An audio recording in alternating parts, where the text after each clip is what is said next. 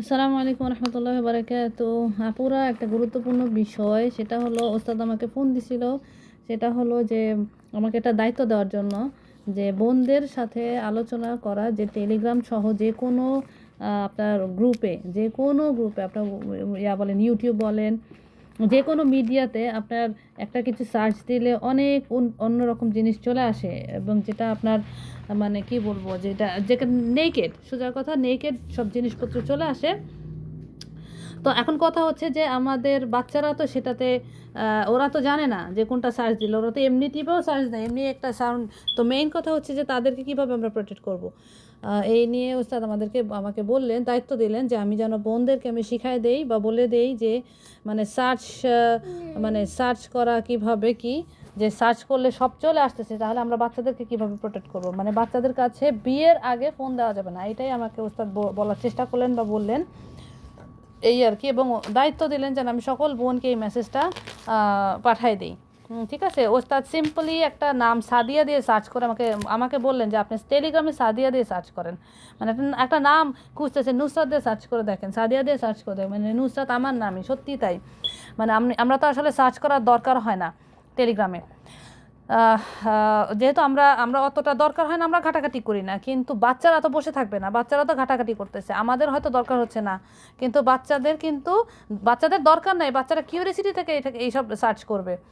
Normally search করতে যেয়ে ওরা অনেক মানে এমন কিছু এক্সপ্লোরেশনে আসবে যে যখন তারা আমাদের সামনে দেখতে না পারলে যে কী ছিল ওটা, তখন ওরা হাইড হয়ে দেখার চেষ্টা করবে। তো বিষয়টা এইটাই। তো এখন প্রথমত আমাদের বাচ্চাদেরকে আমাদের ওপেনলি কথাগুলো শেয়ার করতে হবে, কথাগুলো বলতে হবে, বুঝাইতে হবে, ওদের এই যে অনুযায়ী বুঝাইতে হবে, এবং যথাসাধ্য ফোন থেকে বাচ্চাদেরকে দূরে রাখতে হবে, বাচ্চাদেরকে দ্রুত বিয়ে দিতে হবে, এবং বিয়ের পরে তারা ফোন পাবে, ফোন অ্যালাউ হবে, বিয়ের আগে না। এইটা ওস্তাদ আমাকে বললো। আবার আর একটা গুরুত্বপূর্ণ বিষয় হচ্ছে, যেমন সৌদি আরবে আপনার অন্য সকল কিছু, টেলিগ্রাম ছাড়া অন্য সকল কিছু আপনার অফ। তারপরে ওরা টেলিগ্রাম টাইম টু টাইম ওরা ক্লিন করে, প্রত্যেকটা গ্রুপ ওরা ডিলিট করে, তারপরেও কোটি কোটি গ্রুপ তো মানে ডিলিট করতে হচ্ছে, আবার নতুন নতুন গ্রুপ ক্রিয়েট হচ্ছে। তো সব তো ডিলিট একবারে করা যাচ্ছে না, এটা হলো ওদের সিস্টেম। কিন্তু সেইখানে ইউটিউব সৌদি আরবিয়া ছাড়া বাকি যে কোনো জায়গায়, আপনার ইউরোপ, আমেরিকা বলেন, বাংলাদেশ বলেন, আপনি যে কোনো কিছু সার্চ দিলে যে কোনো কিছু চলে আসতেছে। ঠিক আছে, পর্নোগ্রাফি থেকে শুরু করে আপনার নেকেড ছবি, এভরিথিং আপনার চলে আসতেছে।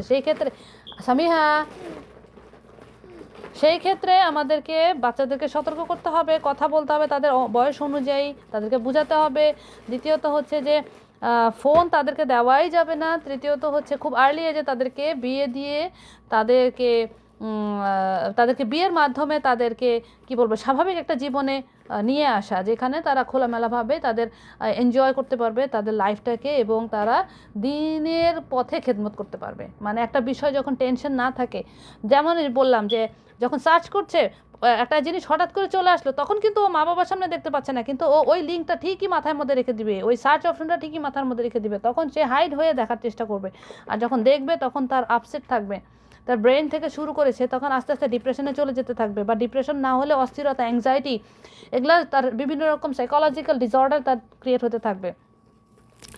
তো এই জিনিসগুলা তো এত অস্থিরতা তাদের দিয়ে লাভ নাই, বরঞ্চ আল্লাহ এবং তার রাসূল যে নিয়মটা, যে সিস্টেমটা বলছে, সিস্টেম বলতে বুঝাইতেছি যে আর্লি ম্যারেজ বা আর্লি আর্লি বলতে বুঝাইতে চাচ্ছি যে মানে আমি জানি না, আর্লি ম্যারেজের কথাই ওস্তাদ বলছে, যে কোরআন এবং হাদিসে যে জিনিসটা বলেছে। আর আরেকটা জিনিস হলো, আল্লাহ আমাদেরকে তৈরি করছে, আল্লাহ তো জানে আমাদের আমাদের আমরা কি নিতে পারবো বা নিতে পারবো না। তো আল্লাহ তো যদি মানে আমাদের এখন ভাবসাব এমন যে আমরা জানি, আল্লাহ জানে না, নাউজুবিল্লাহ। আল্লাহ আমাদের সৃষ্টি করছে, আল্লাহ আমরা জানি যে আমরা মানে আল্লাহ জানে যে আমাদের কি ভালো হবে এবং মন্দ হবে, আমাদের কোনটায় ভালো কোনটায় খারাপ সেটা আল্লাহ ভালো জানে, আমরা জানি না, এই আর কি। তো এইভাবে ওস্তাদ আমাকে বললেন, যতটুকু আমার স্মরণে আছে, আল্লাহ তাআলা আলাম। আর সেটাই আমি আপনাদেরকে পৌঁছায় দিলাম ইনশাআল্লাহ। যেহেতু ওস্তাদ আমাকে দায়িত্ব দিয়েছেন, যতটুকু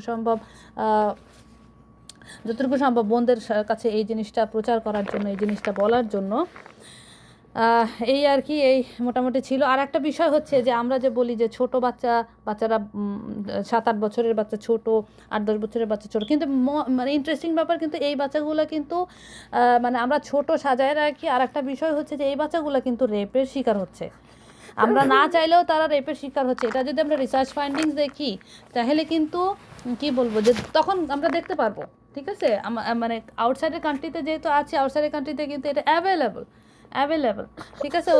এই আর কি যে রেপ হচ্ছে অথবা স্ব ইচ্ছাতেই তারা কি বলবো যে সেলফ সেক্স করতেছে, সেলফ ইন্টারেস্ট এনজয়, তারা কিন্তু ঠিকই 7-8 বছর 10 বছর থেকে স্টার্ট করতেছে।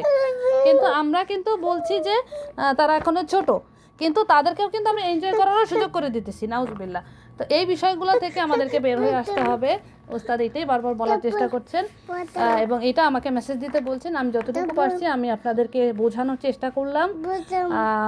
আল্লাহ আমাকে তৌফিক দান করুন আরও বোঝানোর জন্য, এবং প্রথমত আমার নিজের বোঝার তৌফিক দান করুন, নিজে মেনে চলার তৌফিক দান করুন, এবং আমার অন্য বোনদেরকে আমাকে সতর্ক করার জন্য তৌফিক দান করুন, যেটা আমাকে ওস্তাদ দায়িত্ব দিয়েছেন।